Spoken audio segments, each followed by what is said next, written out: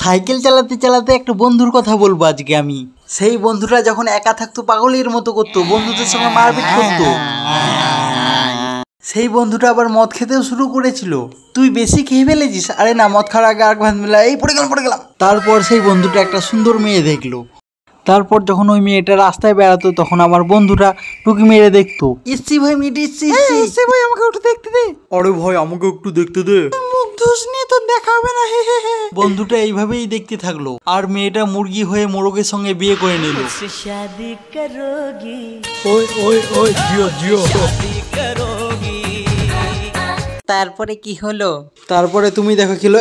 ও আমার জান, তুমি আমাকে রেখে অন্যজনের সঙ্গে বিয়ে করে নিলা। এগুলো কে, তোমারই ছেলে মেয়ে নাকি? হ্যাঁ, যাও এখান থেকে। কে এটা? মামা। আরে সালা, মামা বলে দিল। শোন, ঠিকঠাক টাইমে বিয়ে হলো না, তোর মতো ছেলেও তো আমার। ছাড়ো বলছি, না হলে ছাড়ো ছাড়ো, না হলে মরে যাবে। ছাড়ো বলছি। হ্যাঁ, মরি তো আমি গেছি জান, যেদিন তোমার বিয়ে হয়েছিল।